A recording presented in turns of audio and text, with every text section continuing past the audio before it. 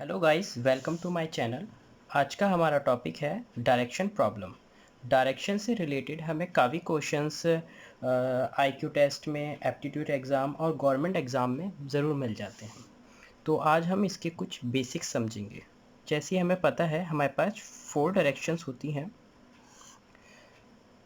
South, east, north and waste.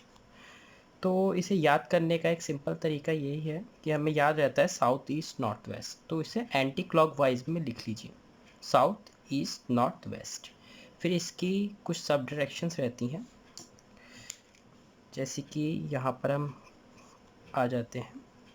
ये direction होती है नॉर्थ ईस्ट, ये वाली डायरेक्शन होती है साउथ ईस्ट, ये डायरेक्शन होती है साउथ वेस्ट और ये वाली डायरेक्शन होती है नॉर्थ वेस्ट। तो ये पूरा पोर्शन नॉर्थ ईस्ट है, ये वाला पूरा पोर्शन नॉर्थ वेस्ट है। इसे हम हमेशा नॉर्थ ईस्ट ही लिखेंगे, इसे नॉर्थ वेस्ट ही। इसे हम वेस्ट नॉर्थ नहीं कह सकते और इसे भी यहाँ पे हम साउथ ईस्ट ही कहेंगे, या ईस्ट साउथ या वेस्ट साउथ नहीं कहते। और इसके बाद एक बहुत इम्पोर्टेंट चीज़ जो डायरेक्शन से रिलेटेड क्वेश्चन में ज़रूर पूछा जाता है, सनसेट टाइप क्वेश्चन, कि सन कहाँ से राइज़ हुआ, कहाँ सेट हुआ, उससे रिलेटेड। तो हमेशा सन ईस्ट से राइज होता है और वेस्ट में सेट होता है, मीन्स डूबता है। तो कभी कभार ये क्वेश्चन आता है कि इन दी मॉर्निंग फेसिंग टूवर्ड्स दी सन। तो मॉर्निंग में अगर टूवर्ड्स दी सन अगर हमने फेस कर रखा है तो वो ईस्ट की तरफ फेस करा हुआ होगा और उसकी शेडो वेस्ट की तरफ होगी। मीन्स ईस्ट की तरफ उसका फेस है मॉर्निंग में और वेस्ट की तरफ उसकी शेडो है। तो ये हमारे कुछ बेसिक टर्म्स थी जो डायरेक्शन प्रॉब्लम में यूज़ होती हैं, सारी डायरेक्शंस। उसके बाद सबसे मेन इंपॉर्टेंट टॉपिक है जिससे रिलेटेड ज़्यादातर क्वेश्चंस आते हैं, वो है हमारा पाइथागोरस थ्योरम। तो जो हमारी पाइथागोरस थ्योरम होती है वो ट्रायंगल की 3 साइड्स होती हैं और ये 90 डिग्री के एंगल पर लगती हैं। जैसे ये साइड के जो एजेस हैं हमने उसे ले लिया एक्स, वाई और जेड, और इसकी जो लाइंस हैं उसे हम मान लेते हैं ए, बी एंड सी। ये वाली जो साइड होती है इसे हम कहते हैं हाइपोटेनियस, ये होती है परपेंडिकुलर और ये होता है बेस। तो फिर इससे एक फॉर्मूला जनरेट होता है, C square is equal to A square plus B square. Means hypotenuse का square is equal to perpendicular square plus base square. तो इसे हम इस टाइप से भी लिख सकते हैं, c is equal to root of A square plus B square का सम। जैसे अगर हमारे पास हम एग्जाम्पल लेके सॉल्व कर लेते हैं, ए की वैल्यू हमारे पास है 4 और सी की वैल्यू है हमें पता नहीं, और हमारे पास जो है बी की वैल्यू हमारे पास है 3। इसके अंदर हो सकता है कि आपको सी की वैल्यू गिवन हो या 2 वैल्यू गिवन हो और हमें तीसरी निकालनी होती है, तो आप इस फॉर्मूले में पुट करके इसे यूज़ कर सकते हो। तो हमारा जैसा फॉर्मूला था, c is equal to root of A square plus B square. ठीक है, तो हमारे पास आ गया c is equal to A square means 4 का स्क्वायर, बी स्क्वायर मीन्स 3 का स्क्वायर। तो इसे हम जब सॉल्व कर लेते हैं तो आ जाता है 60 plus 9, c is equal to root of 25। अब 25 हमें पता है 5 का स्क्वायर होता है, तो 25 का रूट को जब हम ओपन कर लेंगे तो ये आ जाएगा 5। तो हमारी c की वैल्यू है 5। मीन्स अगर हमारे पास 2 साइड्स गिवन है, मीन्स परपेंडिकुलर एंड बेस, तो हम हाइपोटेनियस को फाइंड कर सकते हैं, या हाइपोटेनियस या इसके साथ कुछ एक गिवन हो तो हम तीसरी चीज़ को इससे फाइंड कर सकते हैं। मैक्सिमम टाइम अगर आप डायरेक्शन के क्वेश्चन सॉल्व करेंगे एग्ज़ाम टाइम पर तो उसका आंसर रूट में ही गिवन होता है।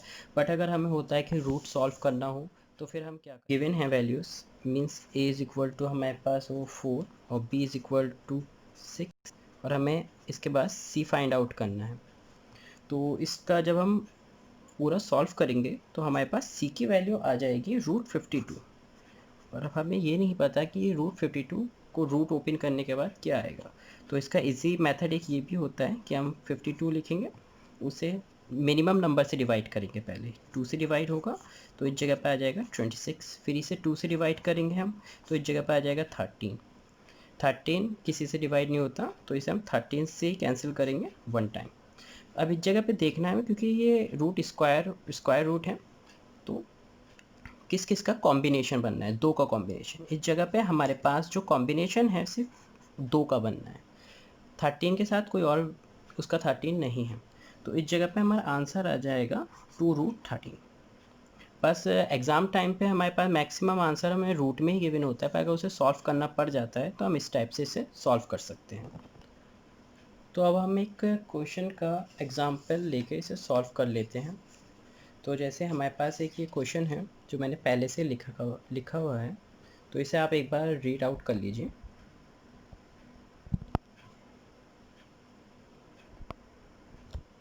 इस क्वेश्चन में लिखा है डायरेक्शन से रिलेटेड अगर कोई भी क्वेश्चन आता है तो पहले आप उसे एक बार रीड कर लो।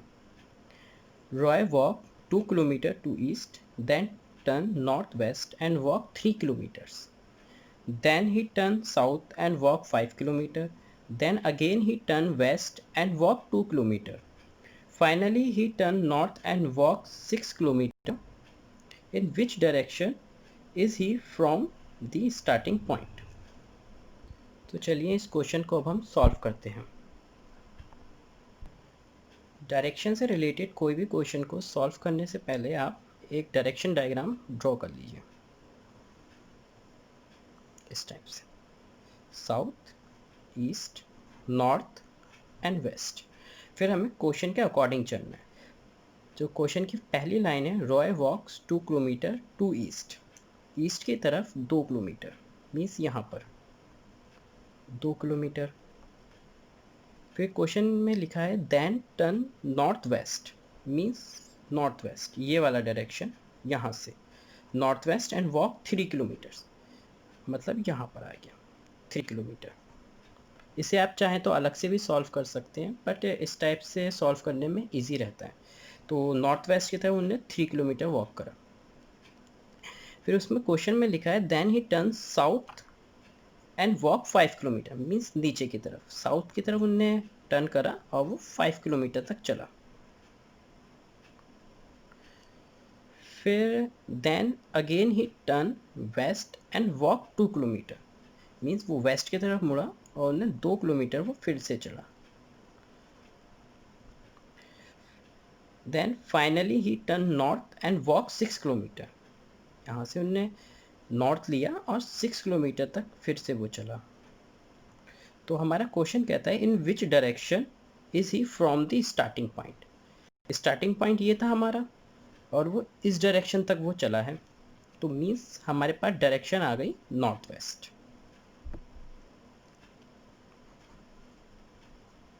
नॉर्थ वेस्ट, तो यही हमारा आंसर है। इसके बाद हम एक क्वेश्चन और सॉल्व करके देखते हैं। ये हमारा सेकंड क्वेश्चन है जो मैंने पहले से लिखा हुआ है, तो इसे आप एक बार रीड कर लीजिए। इस क्वेश्चन में लिखा है Rana travel 10 kilometre north, turn left and travel 4 kilometre and then again turn right and cover another 5 kilometre. He then turns right and travel another 4 kilometer. How far is he from the point of starting of his journey? मतलब उनने journey जहाँ से start करी है वो वहाँ से कितनी दूर है। तो इसे हम सॉल्व करते हैं।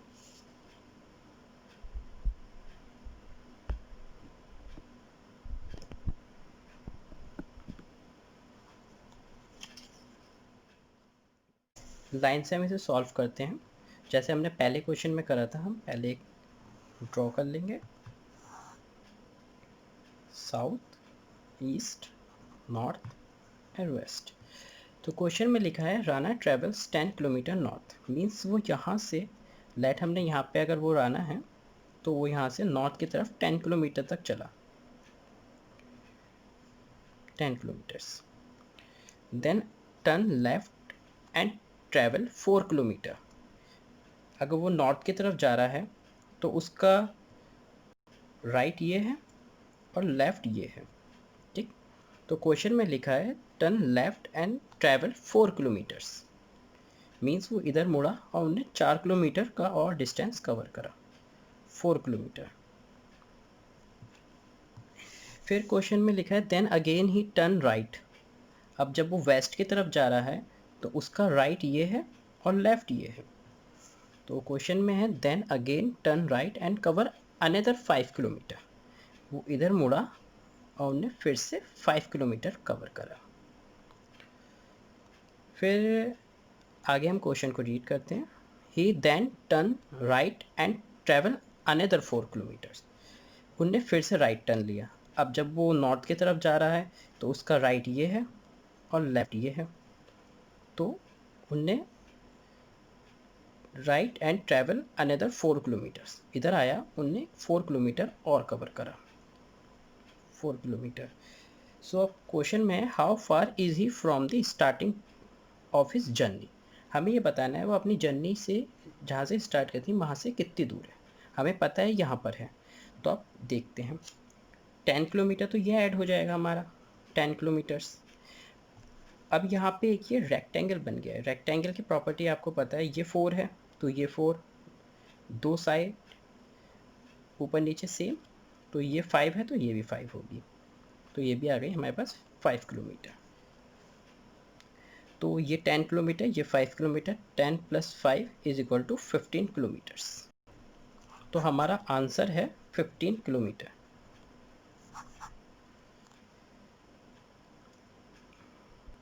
और अगर इसी क्वेश्चन में ये क्वेश्चन होता कि Rana travel 10 kilometre north, turn left and travel 4 kilometres, बस यहाँ तक होता, मीन्स यहाँ पे। तो उसमें अगर ये क्वेश्चन होता how far is he from the starting of his journey, तो यहाँ से हमें ये पॉइंट निकालना होता। तो इसके अंदर हम वही पाइथागोरस लगा देते जो हमने शुरू में समझी थी, मीन्स 4 स्क्वायर + 10 स्क्वायर का रूट, तो हमारा आंसर आ जाता निकल के। तो अगर और भी आपको कोई प्रॉब्लम हो डायरेक्शन से रिलेटेड किसी भी क्वेश्चन में, तो आप मुझे नीचे कमेंट सेक्शन में